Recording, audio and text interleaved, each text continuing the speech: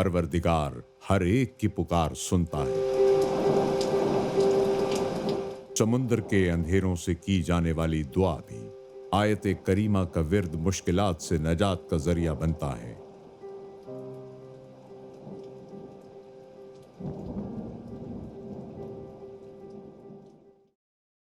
ला इलाहा इल्ला अंता सुब्हानका इन्नी कुन्तु मिनज़ ज़ालिमीन।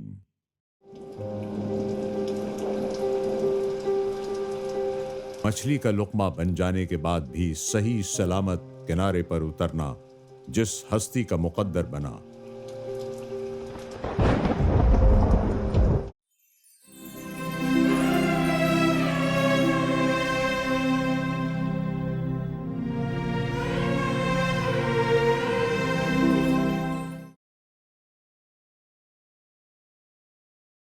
और ज़ुन्नून को याद करो, जब चला गुस्से में भरा तो गुमान किया कि हम उस पर तंगी न करेंगे, तो अंधेरों में पुकारा, कोई माबूद नहीं सिवा तेरे, पाकी है तुझको, बेशक मुझसे बेजा हुआ। तो हमने उसकी पुकार सुन ली और उसे गम से नजात बख्शी, और ऐसी ही नजात देंगे मुसलमानों को।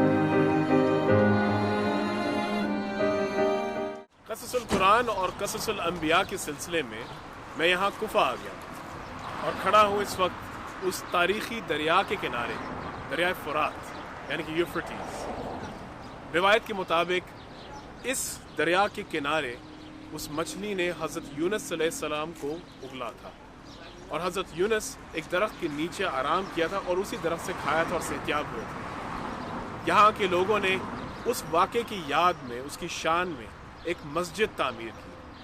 इस वक्त मस्जिद आपको मेरे पीछे नज़र आ रही होगी। हम उस वक्त तक यहाँ तक जा नहीं पा रहे क्योंकि उसे असर नौ तामीर किया जा रहा है, उसे बेहतर किया जा रहा है। लेकिन उसके हाथे में एक फवारा बना है जो हमें नज़र आ गया और उसमें मछली की शक्ल बनाई है ताकि हम उस वाक़े को हमेशा याद रख सकें।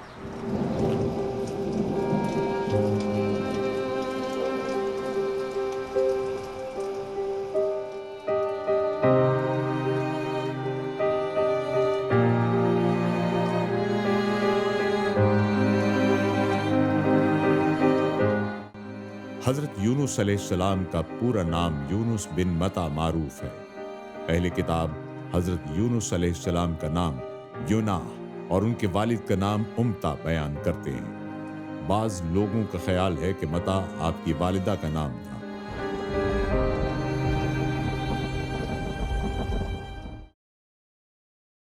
शजरे नसब हजरत यूनुस बिन मता बिन लावी बिन याकूब बिन इसहाक बिन इब्राहीम अलैहिमुस्सलाम।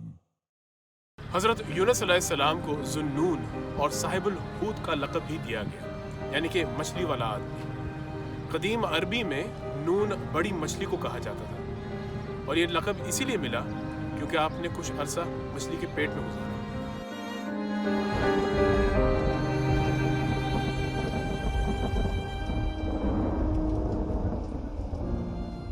कुरान हकीम में हजरत यूनुस अलैहिस्सलाम के नाम के साथ तस्करा 4 मकामात पर आया है। सूरह निसा, सूरह अनाम, सूरह यूनुस, सूरह साफात। हजरत यूनुस अलैहिस्सलाम को 1 लाख से ज़ायद की कौम मिली जिनकी इस्लाह करनी थी। ये बुत परस्त कौम थी और हजरत यूनुस अलैहिस्सलाम ने इनको राह रास्त पिलाने की कोशिश की, लेकिन ये बाज ना आए, नहीं माना, मुनकर रहे। इन्होंने उनको कहा कि तुम पे अजाब नाज़िल होगा। इस कौम ने फिर सोचा कि अगर यूनुस अलैहिस्सलाम रात को यहाँ रहे तो फिर तो कोई अजाब नहीं होगा, क्योंकि यूनुस कभी झूठ नहीं बोलता।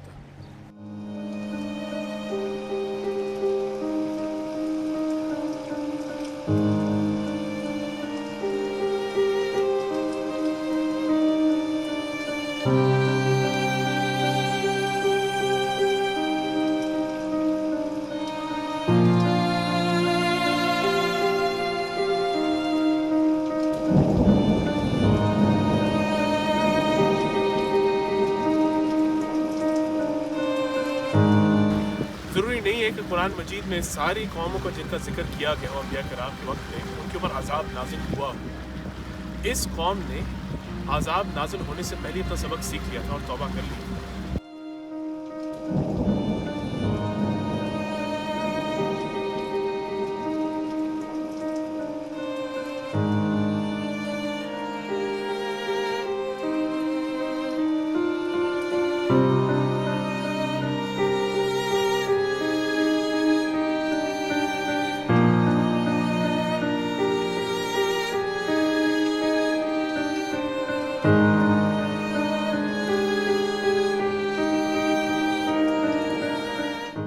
قرآن حکیم اس واقعے کو یوں بیان فرماتا ہے، تو ہوئی ہوتی نہ کوئی بستی کہ ایمان لاتی تو اس کا ایمان کام آتا۔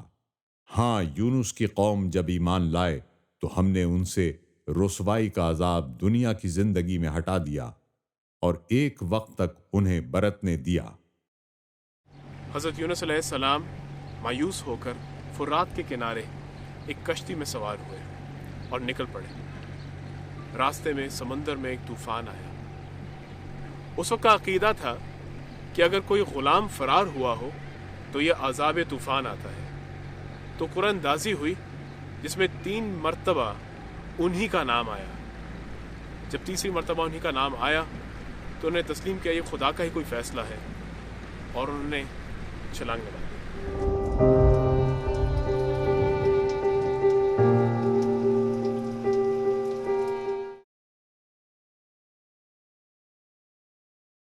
اور بے شک یونس پیغمبروں میں سے ہیں، جبکہ وہ بھری کشتی کی طرف نکل گئے تو قرار ڈالا تو وہ دریا میں دھکیل دیے گئے، پھر انہیں مچھلی نے نگل لیا اور وہ اپنے آپ کو ملامت کرتے رہے۔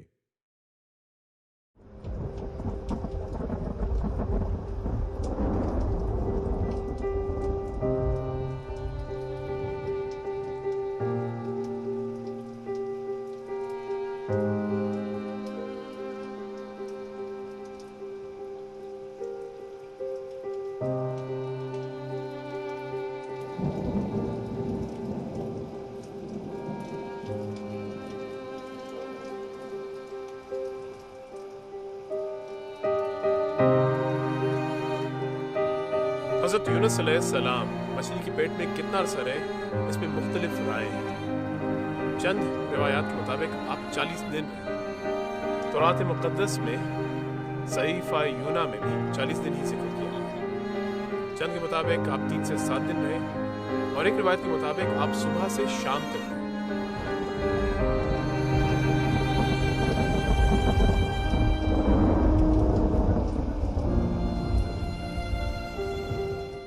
حضرت یونس علیہ السلام اللہ کے جلیل القدر پیغمبر 40 دن تک مچھلی کے پیٹ میں رہے، اور پھر وہاں سے سلامتی کے ساتھ، عافیت کے ساتھ دوبارہ تشریف فرما ہوئے۔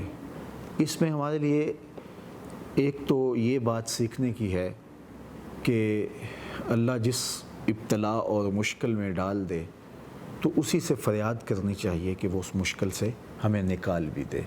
اور سیدنا یونس علیہ السلام وہاں اللہ کی جس طرح تسبیح اور پاکی بولتے رہے، اور اللہ نے ان کو پھر خیریت سے اس مشکل سے نکالا۔ اور دوسری بات یہ سمجھنے کی ہے کہ مچھلی کے پیٹ سے اللہ تعالیٰ چاہے تو دوبارہ اسی طرح زندگی عطا کر دے، تو مشکل سے مشکل حالات سے نکالنا یہ اللہ تعالیٰ کے بس میں ہے۔ تو جتنی بھی مشکل اور مصیبت آن پڑے تو اللہ سے فریاد جاری رکھنی چاہیے، اور کبھی بھی مایوس نہیں ہونا چاہیے۔ جو مچھلی کے پیٹ میں اپنے پیغمبر کو زندگی عطا کرتا ہے وہ اللہ ہمیں ہر مشکل سے نجات دینے پہ قادر ہے۔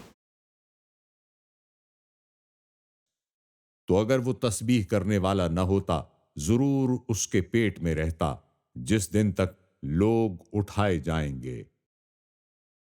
یونس علیہ السلام کا جو وظیفہ مچھلی کے پیٹ میں رہا وہ آیت کریمہ تھا، لا الہ الا انت سبحانک انی کنت من الظالمین۔ تو یہ اپنے دامن میں آج بھی اثر اور نور رکھتا ہے۔ جب بھی ہم کسی مشکل میں پھنس جائیں اور مصیبت میں گرفتار ہو جائیں تو اس سے نکلنے کا یہ ایک مؤثر ترین ذریعہ ہے، اور اس کی تلاوت کی جائے، اس کو بطور وظیفہ بار بار پڑھا جائے تو یہ اتنا زود اثر ہے کہ مشکلیں پل بھر میں ٹلتی ہوئی نظر آتی ہیں، تو اس کو ہمیں حفظ جاں بنانا چاہیے۔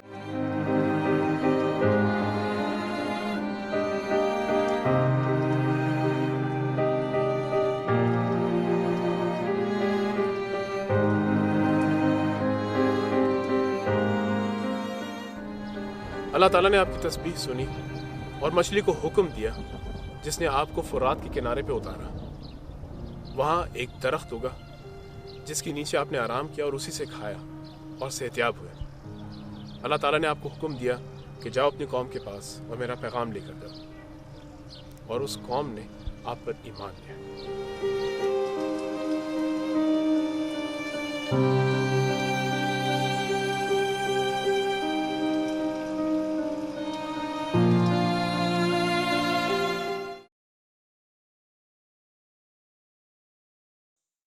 پھر ہم نے انہیں میدان میں ڈال دیا اور وہ بیمار تھے، اور ہم نے اس پر کدو کا پیڑ اگایا، اور ہم نے انہیں 1,00,000 آدمیوں کی طرف بلکہ کچھ زیادہ کی طرف بھیجا تو وہ ایمان لائے۔